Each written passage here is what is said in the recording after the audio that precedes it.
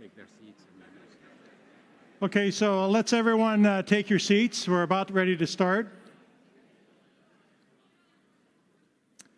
Well, welcome everybody. The WEP committee and KAUST are very happy and pleased to introduce to you tonight's keynote speaker, Carolyn Porco. In keeping with the theme of the human-machine future, she's going to be discussing her 28 years of work with the Cassini space probe and the science behind it, and give you a little bit of a peek of the future of the future missions from NASA. A little bit about her past history in the profession of space sciences. She received a PhD from Caltech in 1983 in space sciences. Immediately after that, she went to University of Arizona as a postdoc, and then was absorbed into the Voyager imaging team from 1983 to 1989. In 1990, she applied for a competitive proposal to be imaging team leader for the upcoming Cassini imaging mission, and she won it. And from 1990 to 2018, for 28 years, she's been involved in the Cassini mission. From this mission, she has written and published more than 125 scientific publications. She's a regular public commentator. You can see her all over the web. You can see her on YouTube, New York Times articles, Sunday Times of London, and others. In fact, when I first was introduced to her, it was through a New York Times article several years ago about the Cassini mission. In 1999, the London Sunday Times elected her to be the top 18 scientific leaders in the 21st century. This was borne out to be true in 2012, as evidenced by a Time magazine that voted her in the top 25 most influential scientists for space sciences in the world. And now we introduce, without much further ado, Carolyn Porco for her keynote lecture tonight.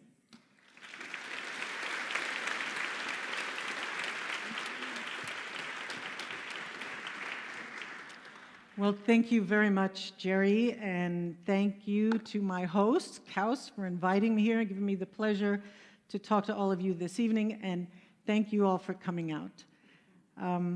28 years ago, the United States and Europe joined hands and started off on a great adventure together.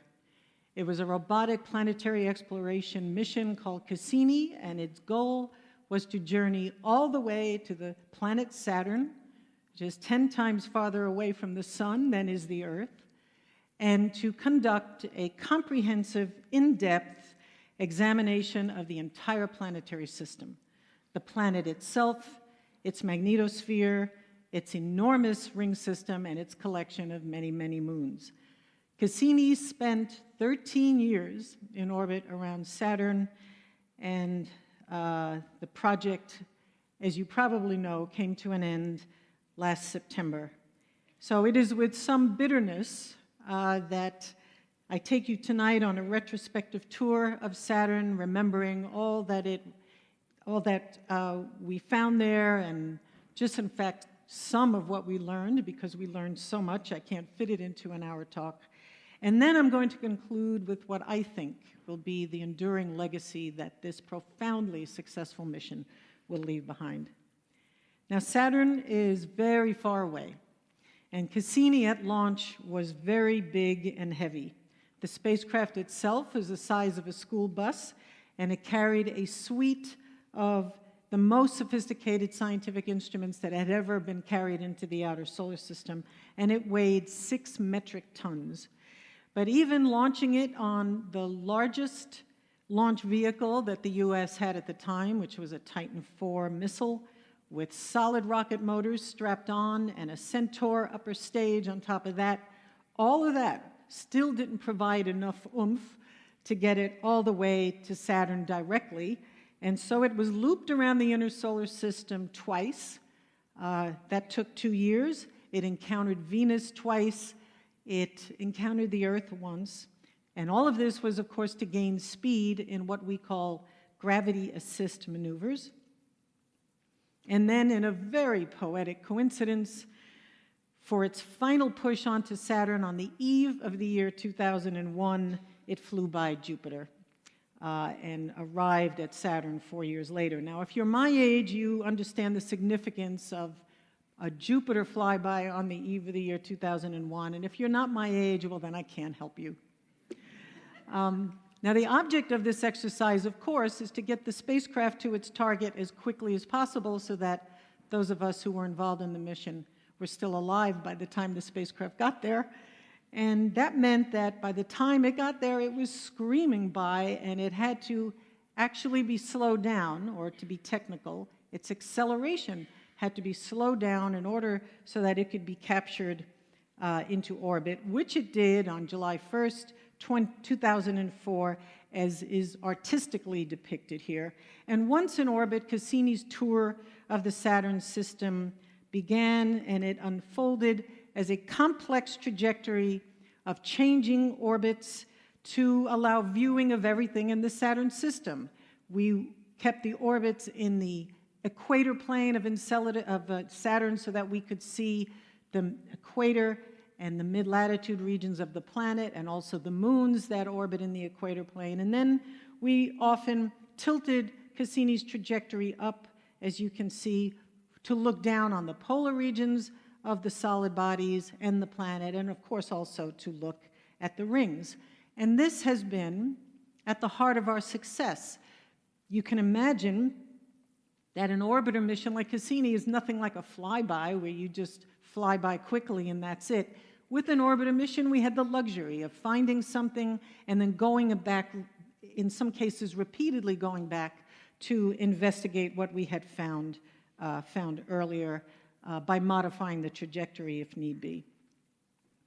And the final orbits, the ones that are depicted in bright green in this graphic, by very careful design, they took us closer and closer to the planet itself than we'd ever been before, close over the North Pole, and plunging directly out through the outside of the rings, very close to the outer main ring, and then the last 21 orbits took us between the edge of the planet and the inner ring, through a region that we never had dared go before because we didn't think the spacecraft could survive it, and it survived it quite well. And you'll see some amazing images that we took during these last orbits. So one of the main objectives of the Cassini mission, of course, was to study the planet itself, and in particular its meteorology, its wind speeds, the life cycle of storms, the role of atmospheric eddies, and so on. And it so happened that in late 2010, we were there to witness a major meteorological event in the life of Saturn, and that is the eruption of a colossal storm in the northern hemisphere, a storm that you only see on Saturn every 20 or 30 years. It was the largest storm ever observed close by a spacecraft, and it was incredibly fortunate that we were there to see this up close and have the opportunity now, with all the images and other data collected by the other instruments on the spacecraft, to study the information we've collected to understand how storms like this come about. And then as spring marched on into the northern hemisphere, we saw in great detail a feature that had been discovered decades earlier by Voyager, and it's a feature called the Hexagon, and you could see it here, that hexagon that's wrapped around the North Pole, which is that black dot in the center. And so many people think this hexagon is very strange because it has what looks like straight sides, and when we ever released a picture on the web of the hexagon, our hits at our website went through the roof. I think people think it had something to do with crystal energy or strange powers or something, but really this hexagon is a jet stream. It's nothing more mysterious than a jet stream, just like our jet stream. The difference between the hexagon feature and our jet stream is the same difference between atmospheric systems on Saturn and atmospheric systems on the Earth. On the Earth, our winds blow over mountains and and oceans, and there's friction between the atmosphere and the ground, and that wears the systems down eventually, and then they build up again, and that's why our jet stream is so variable. Saturn's and Jupiter's atmospheric phenomena, they all last because there is no solid surface on these bodies, and there's nothing really to run them down. And surely one of the most beautiful pictures we took was of that feature, that black dot in the center, which when produced in vivid false color is the equivalent, the Saturnian equivalent of a hurricane. This feature on the Earth would be half the size of the US, and it has an eye wall, just like a terrestrial hurricane, and very high wind speeds, blowing at 330 miles per hour. And it's observations like these that help us figure out what in the atmosphere of a giant planet is similar to and what is different than our own atmosphere. And the more we understand about the processes that shape planets, the better custodians we can be of our own. And that is one purpose of going to the trouble of studying the other planets in our solar system. Now, the rings, of course, are what make Saturn the icon among planets in our solar system that it is. They consist of countless icy bodies, the largest being the size of a house, all in independent orbit around Saturn, and they're big. They are 1 light second across, 280,000 kilometers. They would fit in nicely between the Earth and the Moon. And they happen to be very thin. There are only 1 or 2 stories in a modern-day building, about 30 feet thick, and the particles that compose the rings are traveling at very, very high rates of speed, something like 20 to 40,000 miles per hour. And yet they only very gently nudge each other, about 1 millimeter per second. And it's for this reason that all the particles have basically settled down into the plane of gravitational equilibrium around the planet. And you can think of a crowded freeway with cars on the freeway going very, very, very fast, but relative to each other, they're going very slowly. That would not be a bad analogy to think of when you're thinking of the particles in Saturn's rings. Despite their being so large, if all the particles were collected back together to form a moon of the proper density of the Saturn system, it would be no bigger than that little moon over there, which is the moon Enceladus. So there is comparatively very little mass in this system, and yet they produce a giant spectacle. And they exhibit a crazy variety of structures. This is a picture we took on approach before we got into Saturn orbit, and I've shown you the names of the rings. I'm sorry, but astronomers are not very imaginative when they name things. This is the A, the B, and the C ring. These are the main rings of Saturn. They look in structure, in composition, they look different from one another. We're still trying to work out why that is. Does it mean they were formed from different bodies? Does it mean they had different evolutionary histories? All this structure, much of the structure was discovered by the Voyager spacecraft when they visited Saturn in the early 1980s. The smallest features that you see, a tiny pixel in this image, by the way, is about 15 kilometers across. Some of the best understood features in the rings arise from the gravitational interactions between ring particles and orbiting and moons that are external to the rings. If you look at the outer edge of the ring here and then the outer edge of the B ring, both of those boundaries are held in place by 2 of the strongest resonances, gravitational resonances between ring particles and orbiting moons. But we have seen some amazing structures in the rings produced by moons that are embedded in the rings of Saturn. I'm going to show you now 2 gaps. The gap, I can't point, I don't have a pointer, but the gap near the outer edge of the A ring, that black line, is really a gap in the ring. It's about 300 kilometers wide. And then if you go a little bit further down, you see another line. That's a gap too. Well, we first saw in great detail the kinds of structures you can get from embedded moons during the Saturn orbit insertion maneuver when we got into orbit and we're cruising along the rings. At that point in time, it was the closest we'd ever been to the rings, and this is what we saw. This is the Encke Gap. This is the one I just showed you. Excuse me, I'm having a technical difficulty here. This gap, as I said, is something like 300 kilometers across, and in it orbits this moon Pan. And Pan is about 35 kilometers across. It was discovered first in Voyager images, and we have since imaged it to great detail. You could see here, if it's 35 kilometers across, it's protruding greatly above a ring system that's only 30 feet thick.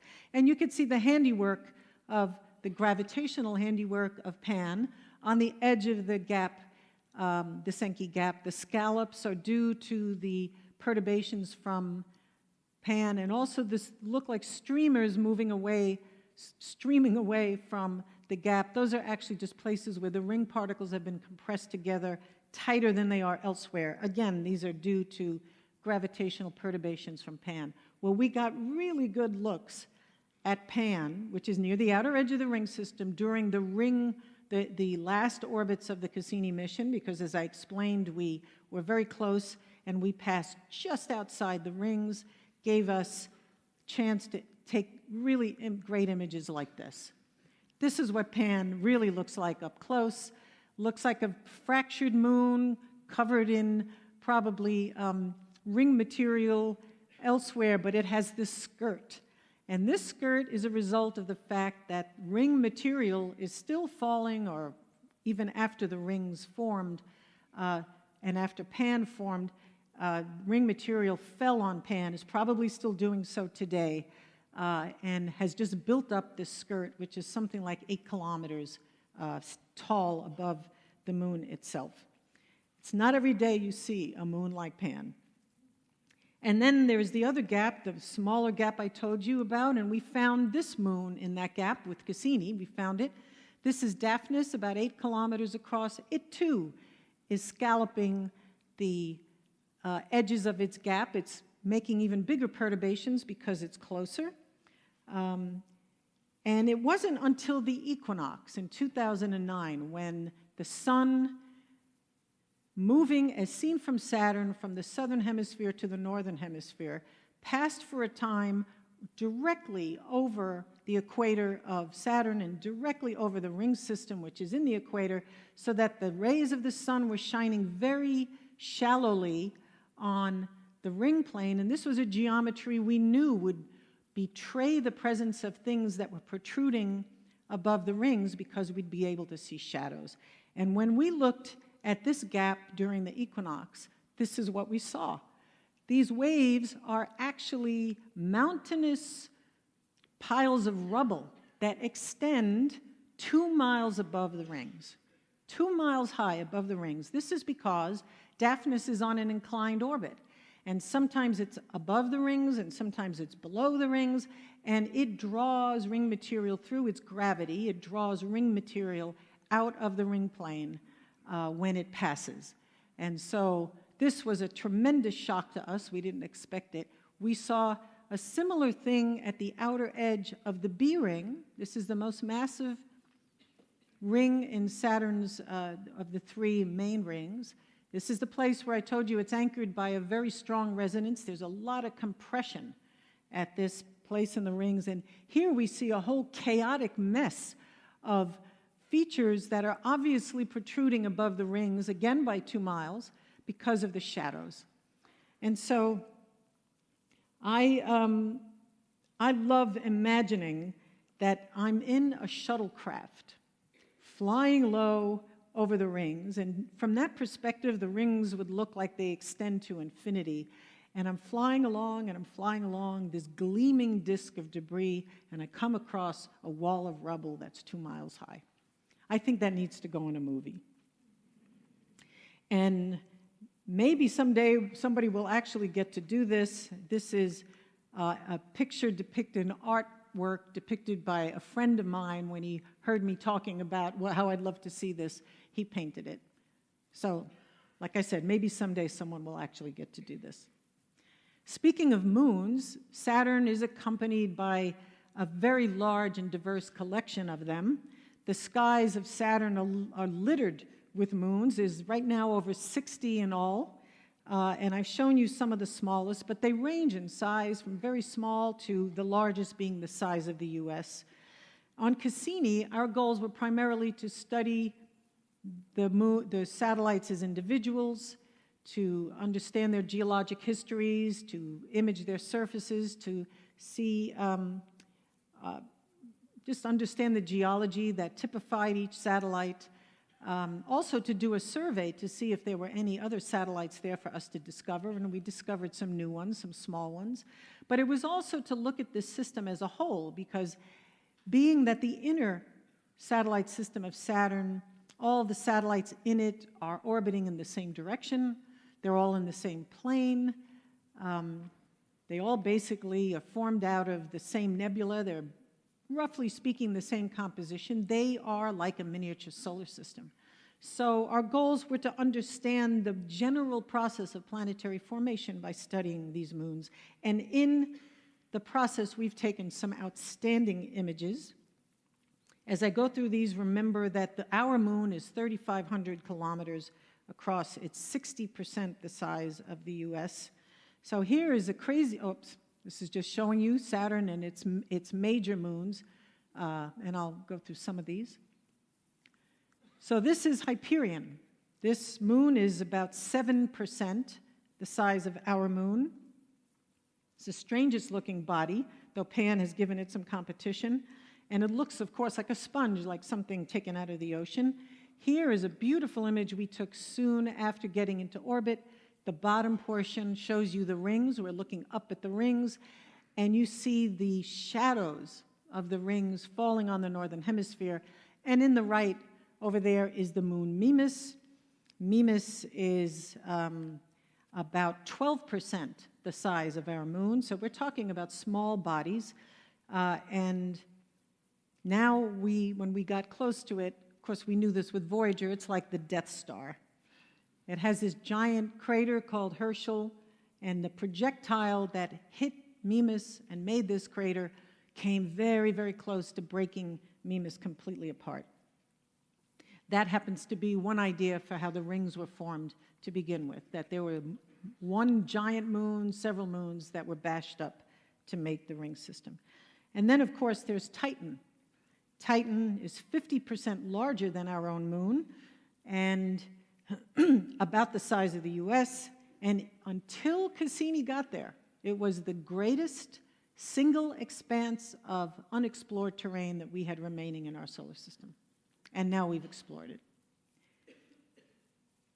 And it's been the object of some of our most arresting images. Here's just one looking like something that might have been painted by the Russian artist Kandinsky.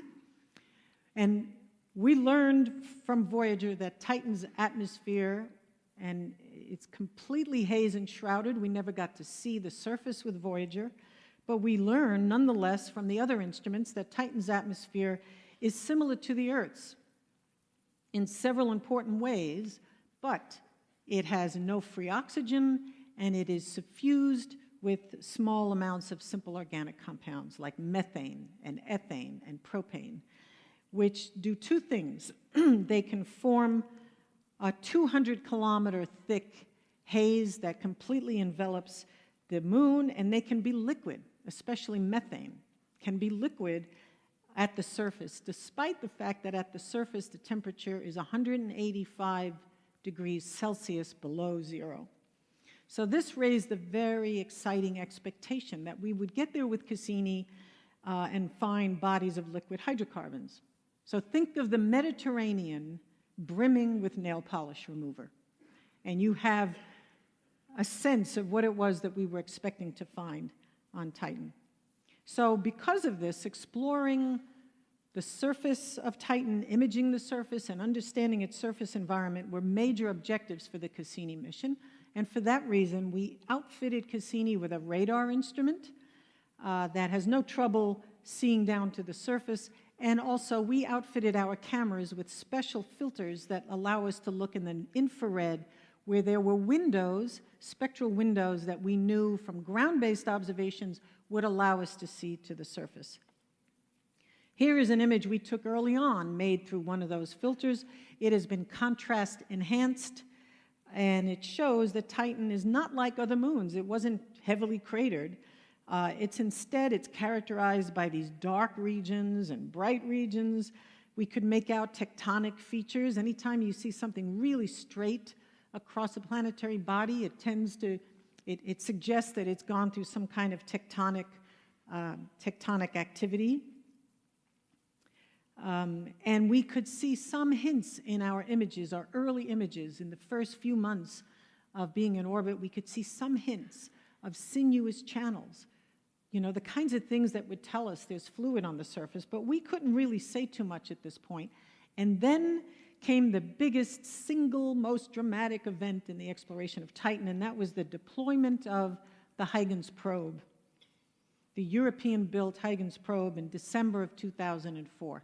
This was an aerodynamically shaped device about 4 meters across, at least the outer shell was, and the probe itself, shown here, was smaller, descended down through the atmosphere for 2.5 hours, taking measurements on the way down of pressure and temperature and composition and wind speed and so on. And it had a camera, it had several cameras, and it made panoramic images because it spun as it fell. That was by design, and the cameras were just taking images as it fell. And these cameras returned, on the way down, returned indisputable evidence of drainage systems on the surface. Right here you could see dendritic drainage patterns, and I can't tell you what a shock it was to see this image. I was there at the European Space Operations Center in Darmstadt, Germany during this event because the Europeans were managing this part of the mission. And I was there like everybody else, just like a visitor. I had nothing to do with this part of the mission, and I got to enjoy the event and not be under tremendous stress. And it was like something out of a Jules Verne novel to see this. And finally to see landfall. This is a picture taken by the probe on the surface, showing right from the foot of the probe out to the horizon. 3 cameras, they were stitched together. These cobbles are about this big, very likely made of water ice, and the scientists on the imaging team on the Huygens probe worked out that these cobbles are all about the same size, which means they're well sorted. And that told them immediately that this was an area that at times must have had fluid flowing over it that rounded these cobbles and also sorted them in size. The probe came to rest in one of those dark regions that we were seeing from orbit, and probably the accumulation of eons worth of organic matter falling from the sky.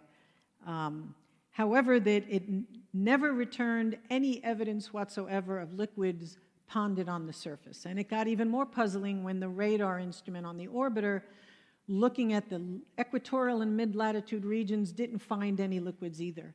And so it was all very surprising to us for a long time, but finally it was left to the Cassini orbiter to return evidence that there were indeed liquids present on the surface. They just weren't where we thought they would be. Here is a lovely image of sunlight glinting off Titan's northern polar region, betraying the presence of very large lakes and seas of liquid methane in the north. This is a view of the North Pole. The North Pole is about that big. And if you took Titan and you scaled it up to the size of the Earth, this dark area here, all conjoined, would be about the size of the Mediterranean. So there's a lot of organic liquids, methane, ethane, in the North Polar region of Saturn, and also Titan, and also a little bit in the south as well, the South Polar region. And here is a radar image of one of those features, the features in the lower right. This is a radar image of that, and you could see the channels that bring the fluids down to the lake, a very complex shoreline with bays and so on, looking maybe like the coast of Greece. So Titan has turned out to be as fascinating as we had anticipated, is the only body in the solar system where there are abundant liquid hydrocarbons ponded on its surface, and in its complexity and geographical diversity, it is rivaled only by the Earth itself. I am certain that one day we will return to Titan, perhaps to drop a boat in one of its lakes or seas, and maybe even to fly a drone across the surface of Titan, sampling here and there. I think the solar system has much in store for those explorers who are yet unborn. But despite all that we have seen at Saturn, I think that the most profound and thrilling discovery that we have made is what Cassini found at the south polar region of Enceladus. This is a view that we have of the small moon Enceladus, and you could see that it's no bigger than England. This, by the way, is not meant to be a threat. This is just showing for comparison that Enceladus is small, it's no bigger than England, and its surface is not at all like the surface of the other heavily cratered bodies in the Saturn system. It looks very youthful. It is very geologically, has been in the past geologically active. It's crisscrossed with fractures, has deep chasms, it has mountain folds, very few craters, which tells us that it's young, has a very complex geologic history. And the mother lode of discoveries on Enceladus was found at its south pole. This is a very unique region characterized by major fractures. This is a false color image. Actually, if you were to look at this moon with your eye, it would be completely, purely white. And this region at the South Pole is circumscribed by a continuous chain, as you can see, of mountain ridges and folds, and it is giving off a prodigious amount of heat. There is more heat coming out of those fractures of Enceladus than comes out of the equatorial region of Enceladus. That's like saying Antarctica is hotter than Saudi Arabia. That's how surprising this result was to us. It was shocking. The ultimate source of this heat is the flexure of the moon arising from the variable tides raised in it by Saturn as Enceladus goes around in its eccentric orbit around the planet. And if that weren't enough, when we put Cassini in the position to look over the South Pole in the direction of the sun, and this was done deliberately because it's a geometry that highlights the presence of small particles, we saw a plume, rather jets, about a dozen jets of material, fine icy particles coming off the South Pole, which is there. And when we take an image like this and we color code it, instead of using different gray levels to indicate different brightnesses, if we use color to indicate different brightnesses, we see that these jets feed an enormous plume. It extends hundreds of kilometers above the surface and even extends into orbit around, part of it, a little bit of it extends into orbit around Saturn to create Saturn's E-ring. So this solved for us the origin of one of Saturn's largest but very diffuse, very tenuous rings.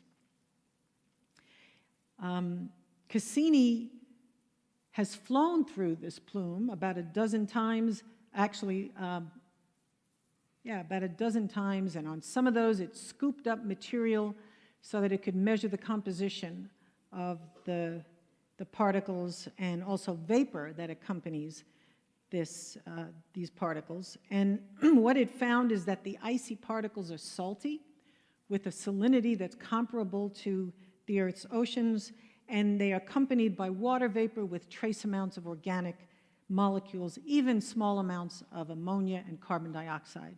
All the materials that are believed important for the origin and the maintenance of life. Images like this one and images like these, oops, some of them didn't work. That's interesting. That's too bad, but anyway, there were other images of the plumes or the geysers have allowed us to locate about 100 of these geysers that we now know originate in an ocean that is beneath the ice surface.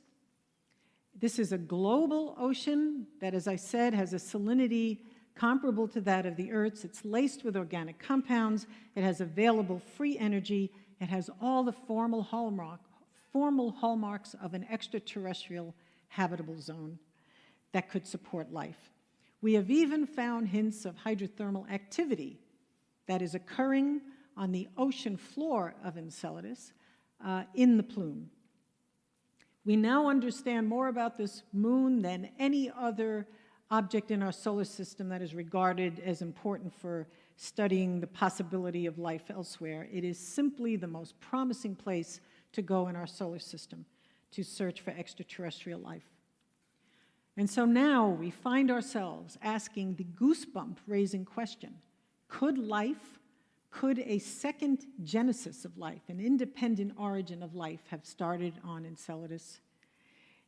And could there be signs of life, maybe even microorganisms, in the plume of material that erupts from its south pole?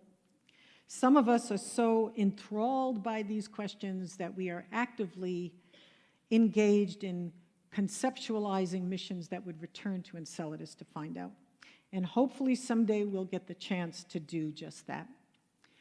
And in the meantime, who knows, maybe I like to think that maybe someday in the far, far future, our descendants will journey back to the Saturn system to visit the Enceladus Interplanetary Geyser Park in a spaceship that is not unlike the Starship Enterprise. Well, after 27 years as a mission and 20 years in flight and 13 years at Saturn, Cassini's time came to an end. It disintegrated in its plunge into the depths of Saturn, and it will never be heard from again. And I have this very strong feeling that Cassini will go down in history as one of the most, if not the most, scientifically productive missions, planetary missions, that NASA has ever flown. Not only for the sheer breadth of its findings, but also for the scientific insights that it has delivered. But at its heart, Cassini, the story of Cassini, like the story of all of our interplanetary missions over the last 6 decades to the planets and the bodies that orbit the sun, has been a story about longing. A longing to know us, a longing to understand ourselves and where we came from. And despite all the strange and wonderful sights and pictures that we have seen from Saturn all these years, there is one image that speaks about this longing better than any other, and it comes with a bit of a story itself that I'm going to tell you right now. Back in the 1980s, while I was on the Voyager project, I had the immense good fortune of being on the Voyager project, which I regard as the greatest exploration of them all. And during those years, I had the pleasure of coming to know and working with someone you will find familiar. That's Carl Sagan. And of working with him and others in the planning and execution of the famous pale blue dot image of Earth that was taken by Voyager 1 in 1990 when it was near the orbit of Neptune, or at least that far away. And it's not widely known, but Carl had described in a proposal to the Voyager project, pleading with them, urging them to take this picture of Earth from afar. He said that the idea of this was to take a picture of the Earth, and I quote, awash in a sea of stars. Well, if you remember the Voyager pale blue dot picture, it didn't turn out exactly how we had envisioned. There were no stars, and the Earth, seen there, fell on a beam of light that had been scattered in the optics of the camera. Of course, none of this mattered, because it was what Carl had to say about this image and the way that he romanced it and turned it into an allegory on the human condition has ever since made the phrase pale blue dot synonymous with an inspirational call to planetary brotherhood and protection of the environment. Well, ever since the beginning of my tenure as the leader of the imaging team on Cassini, I have had it in my mind to do this picture over again, only make it better. And it occurred to me somewhere along the line while I'm thinking about when to take this picture and how not to get in the way of my colleagues who wanted to do science and would not be, enthused about the idea that I might waste precious spacecraft resources just taking a beautiful picture. It occurred to me in all that how great it would be if instead of doing what we did on Voyager, and instead of doing what every mission since has done, which is take a picture of Earth from the surface of Mars, from an orbit around Mars, on the way to Jupiter, and so on, and then 2 weeks later, a month later, release it to the public and say, hey, world, look what we did when you weren't looking. Here's your picture. Here's a picture of Earth. It occurred to me how much better it would be if we told the people of the world ahead of time, at such and such a time, on such and such a date, your picture is going to be taken from Saturn, and invite them at that time, at the appropriate time, to go out and contemplate the utter isolation of the Earth in the blackness of space, and appreciate the rarity that it is in this system of planets that orbits our sun, and to marvel at their own existence and the existence of life, the abundant life on planet Earth. And that's exactly what happened.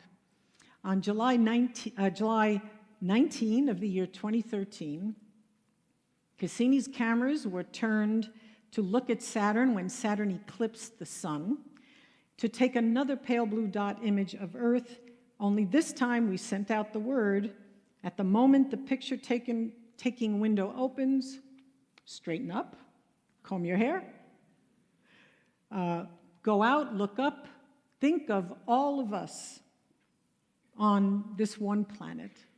Think of all the creatures on planet Earth, and think of the magnificent accomplishment that this interplanetary salute between robot and maker represents, and smile.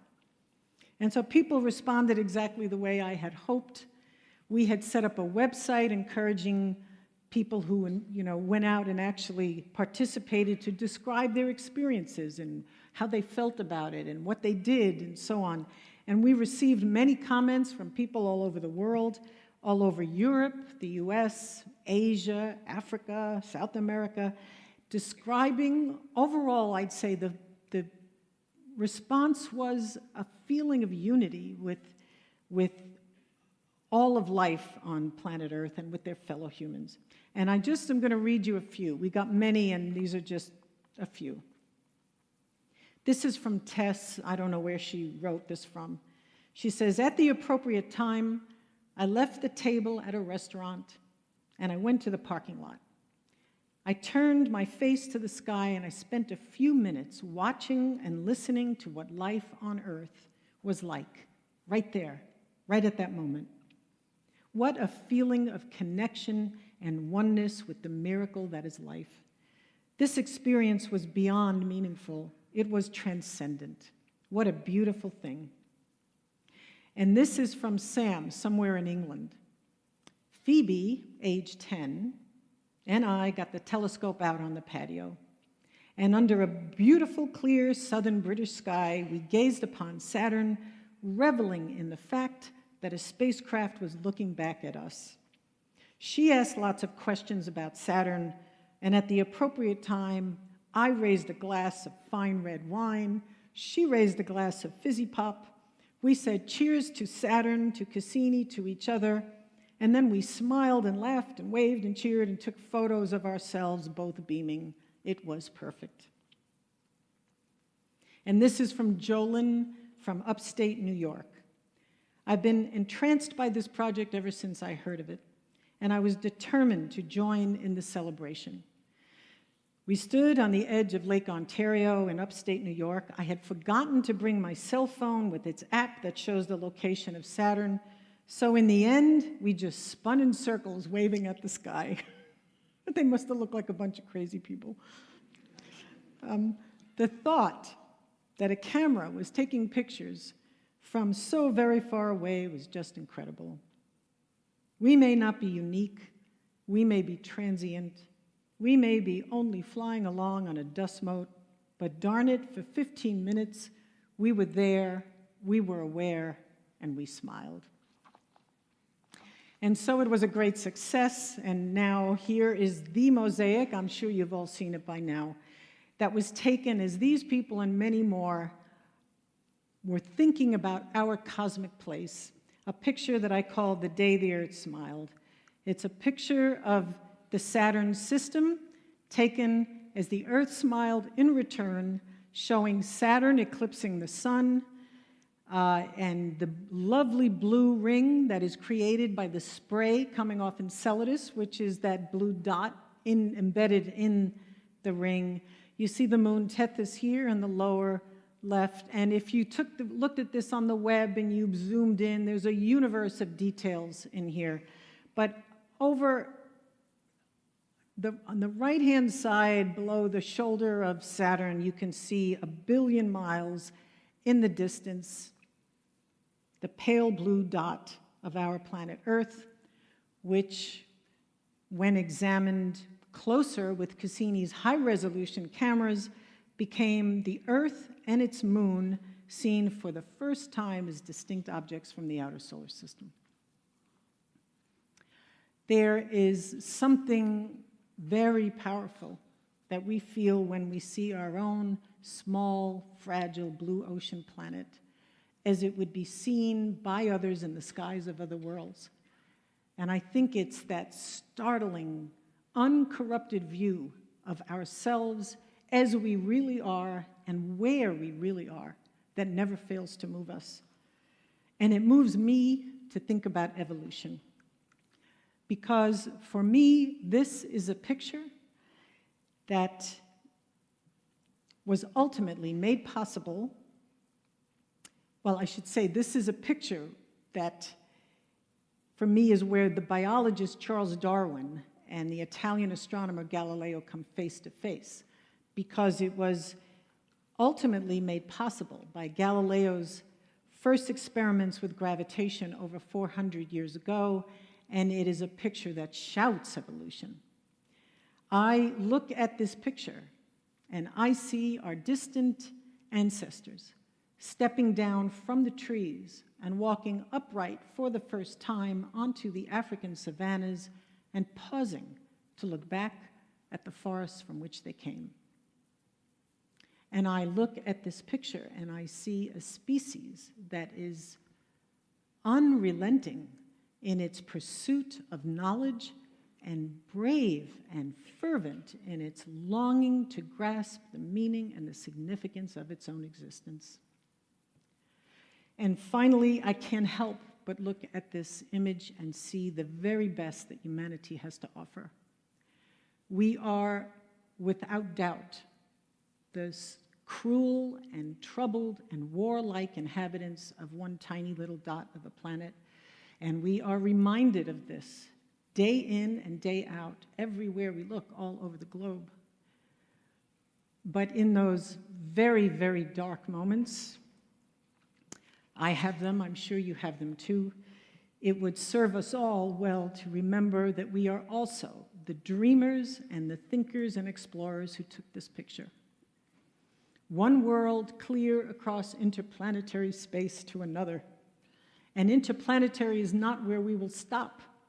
We have recently heard of an initiative called Breakthrough Starshot to send a tiny craft propelled by beams of light all the way to Alpha Centauri to arrive, that's the nearest star, to arrive there in the not too distant future and conduct our first reconnaissance of another stellar system.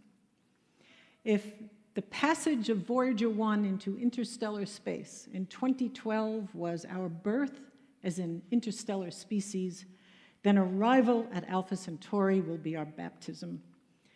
And to be so small and reach so far is what makes us the extraordinary citizens of our planet and our galaxy. It is this well-earned pride on ourselves and what we have accomplished. That, I think, is the ultimate legacy that Voyager and Cassini and Starshot and all our explorations beyond our home planet will leave behind. And how glorious will be the day when we can truthfully proclaim, in the words of Ray Bradbury, written in the year 1971, upon the insertion into Mars orbit of Mariner 9, the first spacecraft to orbit another planet, we have reached Alpha Centauri. We're tall. Oh God, we're tall.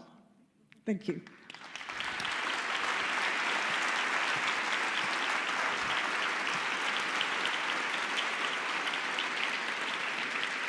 Thank you.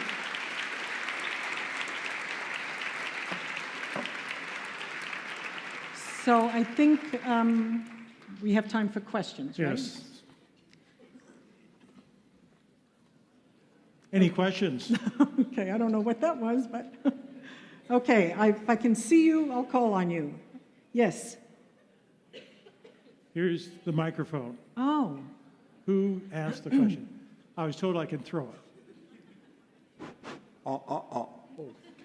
There has been recently a paper proposing that the ring of the Saturn was made quite recently, the order of hundreds of million years.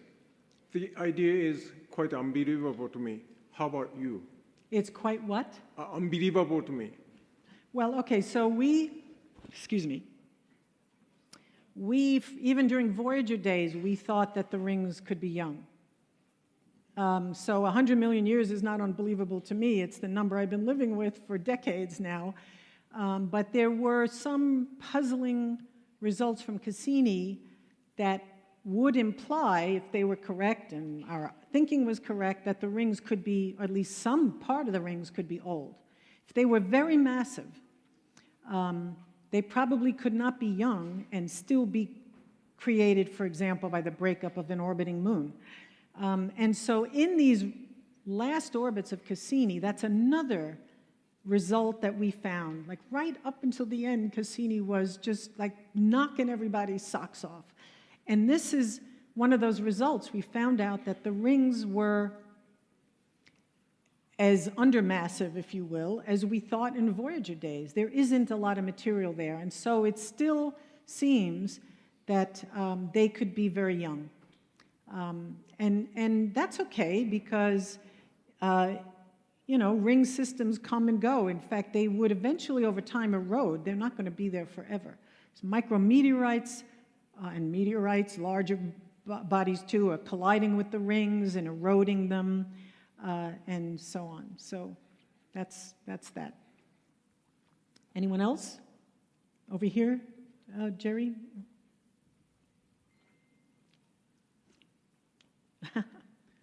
Thank you for the wonderful and inspiring talk. I'm a biologist, so this might be a bit of an ignorant question, but why is the ring of the is actually flat? Why is it? You said it's only 30 feet in height. Mm-hmm. Why? Yes. Okay. It's basic physics. This is a system that is, all these particles are in orbit, which means they have what we call in physics angular momentum. Now, angular momentum is generally conserved, but the particles, so as a system, if you added up the whole, system of bodies, and by the way, this would have happened early on when all of them were colliding and they were all in touch with one another. If they collide and they're made out of ice, then they have what we call inelastic collisions, right? They don't just go like this, right? They go like this, because the energy goes into cracking them and sound waves that propagate through them. So the energy is lost. Some of the energy is lost. Energy is not conserved in that process, but angular momentum is. And the result of any cloud that's orbiting where that is true, angular momentum is conserved, energy is not, is that the whole thing will collapse down into a plane that is perpendicular to the angular momentum vector. And in this case, it's the spin axis of Saturn. And so it's just because the particles they're not made out of like rubber balls, you know, they're not made out of solid steel, they're made out of ice and they fracture and they lose energy, and that's the equilibrium point. It's, in fact, in the equator plane, it's the plane of gravitational equilibrium. That's how that comes about. Jerry, over here.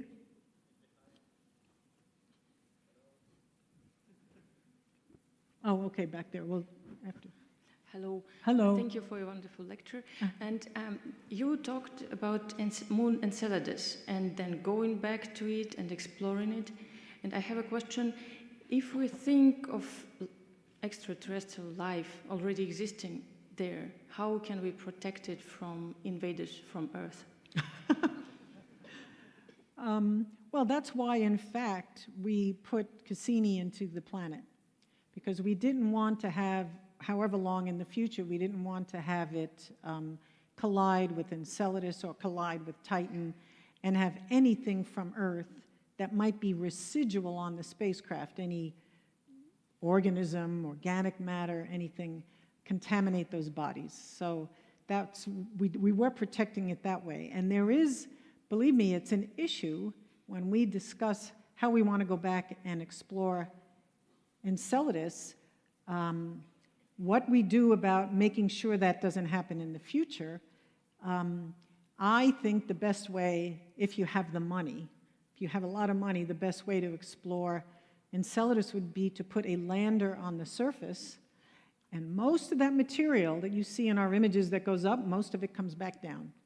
It falls back down, and you could just put your collectors out, collect the material, you know, bring it in, put it into your various instruments, and, you know, that would be great, but you'd have to make sure that the spacecraft itself was completely sterilized. And that's, in fact, what makes these missions, a lander mission, for example, very expensive. So we are thinking about that. We also want to make sure that the spacecraft is sterilized, because we don't want to go all the way to Enceladus, make measurements, whether in orbit around Enceladus or on the surface, take some sample and find an organism that really came from the Earth, but we were too sloppy and it contaminated our sample, and then we conclude, it's got life just like Earth. That would be terrible. That'd be embarrassing. So we are worried about this. Okay.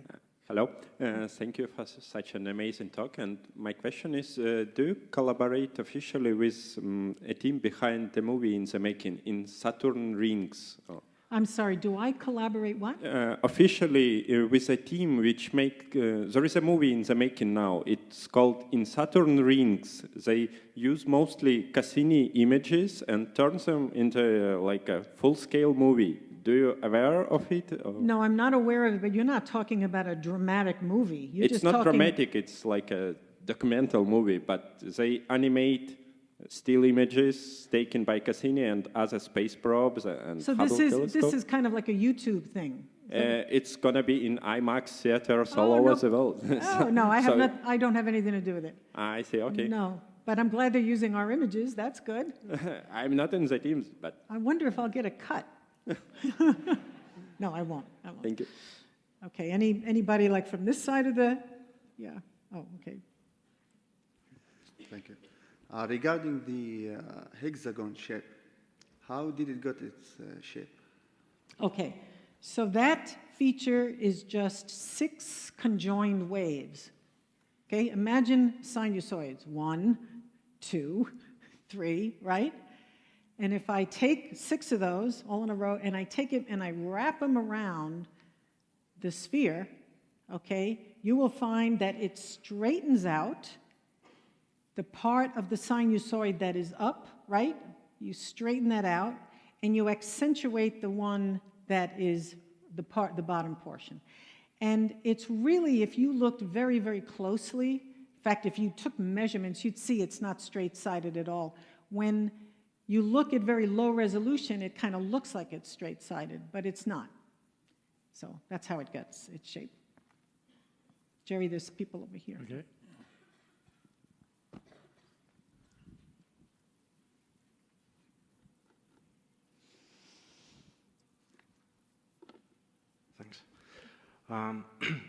So when Cassini was going through the upper layers of Saturn's atmosphere, what kind of data did you collect? So did it send any photos or something? And how long it survived? There were, oh, wait a minute, you mean at the very end? You mean at the very end when it died? At the very, very end. Okay, I'm sorry to say, I don't know the answer to that. I know there were data collected. I don't know what the results are. And I don't remember how long, I mean, I was there. I don't remember how long it was in the atmosphere before it died. I do know this amazing fact, that the engineers knew enough about the spacecraft and enough, we all knew after 13 years at Saturn, enough about the structure of the atmosphere to predict, the engineers predicted within 30 seconds when the spacecraft would be incinerated. That's remarkable. That's absolutely remarkable. So just shows you how proficient we have become at exploring the solar system. Yes? So again, thank you so much for that inspiring talk. I have actually two questions. That's okay. The first one is regarding to the recently announced plan by SpaceX for colonizing Mars. From your own experience, how realistic is this, and how soon is the colonizing Mars would be? The second question is, given that the biggest scientific discovery of gravitation wave, what do you see in the future, let's say future probes? Is there like an integrated devices that can use gravitation waves to explore the universe? Or what do you think, like after the discovery of gravitation waves, what future would you see? I'm only going by what I read, because this is not my field of expertise, but I can see tremendous potential for probing the universe in ways we didn't have before. It's like, you know, when suddenly we had the ability to look in the infrared, or we had the ability to look at X-rays, you're seeing a whole different slice on the universe. It's like the universe is speaking to us in tongues, right? And we're trying to figure out what each language means. And so this was like the last language that had not been deciphered, and now we have it. We know how to interpret it, we know how to read it, and I think that it's going to tell us about the structure, you know, on very large scales, right? The cosmic structure. So that's what I see. I see it as the promise for doing that. I don't know that we'll ever manipulate gravitational waves. That probably won't happen, but I think it certainly will be used as an observational tool. About colonizing Mars, all I'm going to say, I mean, it's hard to question Elon Musk. He's been so successful, right? The guy's amazing. So you tend to think, wow, maybe he could really pull this off, like get people to Mars quickly, when NASA's going to take forever to do it, it seems. But I do want to say this. I want to just do some, what's the word? Management of expectations, okay? We're not going to get to the point where we're taking 7 billion people on Earth and moving them to Mars. That's not what is meant by colonizing Mars. It just means sending some people who might, I presume, stay there and actually try to eke out an existence there. Whether people, just ordinary people, go there ever, I don't know. I don't know if there'll be utility in that. I see it more as what, I see an analogy, what has been done in Antarctica. In Antarctica, there is a scientific outpost. Apparently, that scientific outpost is continuously inhabited, just not by the same people. People come and go, scientists go down there, they make observational measurements of this and that, and it's a useful scientific outpost. I definitely could see in the future having outposts throughout the solar system where we would, you know, use what humans contribute to the exploration process, that is humans above machines, to, you know, enhance our knowledge of the solar system. But I'm not of the mind that, you know, great amounts of effort should go into, for example, terraforming Mars. I would rather see, if we had that kind of resources and energy and money or whatever, I'd rather see us figure out how to make this planet remain viable. That's what I would like to see. So I don't know, maybe I ought to duke it out with Elon when I next see him. Tell him he should spend his money down here. We have time for 2 more questions. Oh. Well, how about him and then we'll pause. Yes. A quick question, then we'll go to... Thank you. Thank you for the presentation.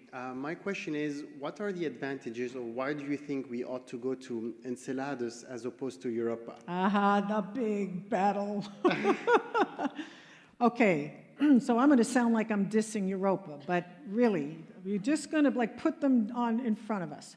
And let me say first, before we found what we found at Enceladus, I was a big fan of going back to Europa. And I can tell you, I was the vice chairperson of a committee that met in 2000, and it said, big goal, let's go to Europa and search for life. But it turns out it's difficult. It is, first of all, only just recently did they seem to find a plume of material coming from the surface. But it's not at all clear it's coming from the ocean on it. We know there's an ocean. Both of them have oceans. But it's not clear that it's coming from the ocean. In fact, I only just recently heard that if there were fractures in the European ice shell that are deep, like the fractures that you saw on Enceladus, they go all the way down to the ocean. We know that.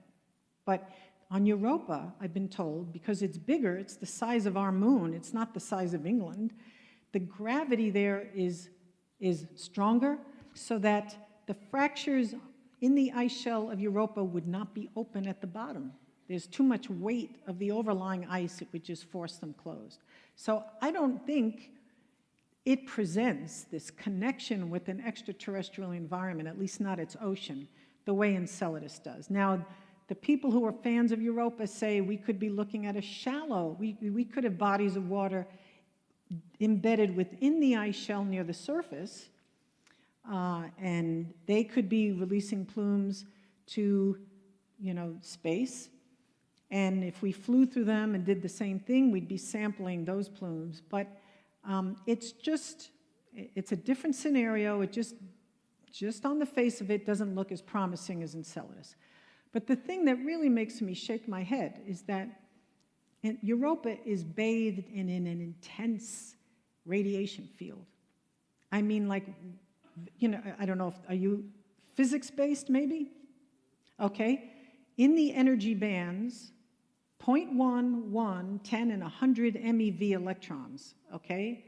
This is like way, way energetic. This is still energetic. So 0.11, 10, no, 0.11, 10, and 100. The ratio of the flux at the surface of Europa to the surface of Enceladus is 500, 20, 100,000, a billion. Okay? So organic matter doesn't last very long on the surface. Okay? And so I say it's so, and it kills. After a while, you have to be careful. You can't put a spacecraft down and expect it to last very long. They're talking about putting a lander on the surface, and they don't think it would last longer than about 45 days. Okay? So it's so hard. It would be so difficult even to interpret the results. And I'm saying, well, we have Enceladus. Why don't we go over here instead? But we're going to Europa. That's the way it's going. Okay, the young person question.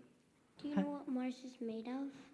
What? Do you know what Saturn is made of? What Saturn is made of? Oh, Saturn is, okay, so mostly it's hydrogen. Okay, hydrogen is the lightest element. It's just one proton and an electron going around it.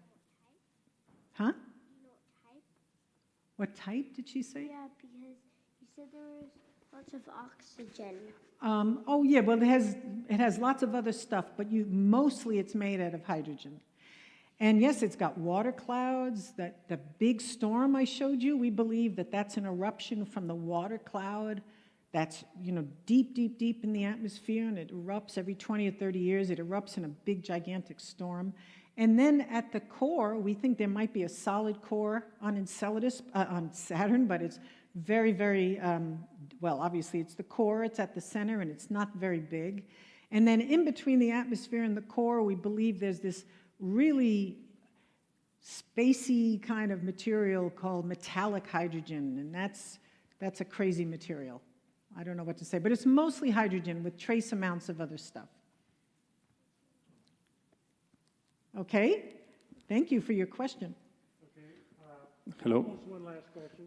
Thank you for the speech over here.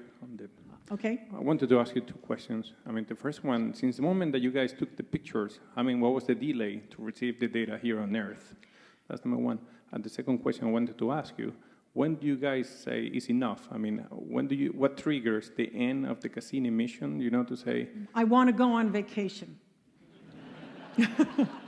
Okay, anyway, let me get serious here. Yeah. But actually, that was kind of serious. Your first question, what was that again? Yeah, how long did it take? Okay, so understand that with Cassini, we are taking data, because the instruments are body fixed to the spacecraft. So if I want to go look at something, I turn the spacecraft around to put my camera in that vicinity, okay, looking at that object. And so we spent like 16 hours, 15 hours a day, out of 24 hours, taking all these observations, and then we turn the high-gain antenna to Earth, and we downlink it, okay? And then after that downlink is over, sometimes it takes 8 hours, we go back to taking data. That's generally how we operated. Sometimes it would go for multiple days before we would do it if we weren't taking if our rate of data taking wasn't too high. So it could be days between taking a picture and getting it back on Earth. But I think what you're referring to is the light travel time, and that's about an hour and a half. Okay, so about like when did we want to stop? Good question, and this is how we reasoned. The nominal Cassini mission on paper was supposed to be 4 years, 2004 to 2008. By 2008, it was so clear we had a robust spacecraft, nothing was wrong with it, everything was going fantastically well, our scientific results were blowing everybody away, and so we were given an extension. And I forget now how this went. I think we got 2 years at first, same thing happened 2 years later. We were given another extension for 2 years, and finally, we had to make a decision. We're going to do this every 2 years, or can we come up with a grand plan? So we came up with a grand plan. It's a cool plan. It said, we arrived at the height, nearly so, of southern summer. Okay, the sun was shining in the southern hemisphere. And you heard me say, we went through the equinox. So, the sun relative to the equator went from south to north. And then we reasoned, why don't we stop at the height of northern summer? And that is, by the way, half a Saturn year. It would be 14 years, 13 years. So that would mean we would travel with Saturn half a Saturn year, because its year is 28, 29 years. But if you think about it, we watched the southern hemisphere go from summer to winter, and we watched the northern hemisphere go from winter to summer. So it's almost like we were there for an entire year, and we got to see those two kinds of changes. And we thought that was really great. We will be able to observe seasonal changes in the Saturn system, and it turned out to be a fantastic thing for us to do, because there were changes that were brought about by different seasons, over the course of different seasons, especially on a place like Titan, where, the rainy hemisphere went from the south to the north and things like that. So we really had ended up with a plan, and so the last 4 or 5 years we were just executing on that plan. And in September it was, it was basically, the height of, like I said, the height of northern summer, and that's why we ended. And I should add, we had a certain amount of fuel left, and so we said, okay, we're going to end here, and that determined the rate at which we used up that fuel. Okay, that's how that went. So I think, are we done now? Well, thank you very much, Carolyn. Let's give her a hand. Thank you. Okay. Thank you very much. Okay, it's not quite over. we have two special treats. Carolyn, it turns out that she has been the consultant for two well-known movies. The first one was Contact, made in the 1990s. It's rumored that the character Jodie Foster played had a personality that was very similar to and borrowed from Carolyn's personality. And the second movie that she was a consultant for was Star Trek, made in 2009. And she's going to say a few words about that for about 5 minutes. And after that, we'll take a 5-minute bio break. And then the movie 2000, Star Trek 2009, will be shown starting around 7 o'clock. Okay. So, some words about your... Am I on? Hello, can you hear me? What?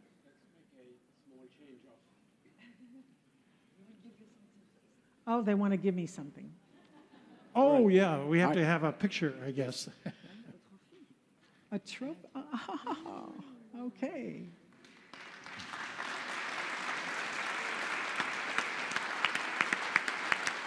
Nice. Thank you very much. My memento. Okay. Do I get that? No, I get that. There and there. Okay. Come.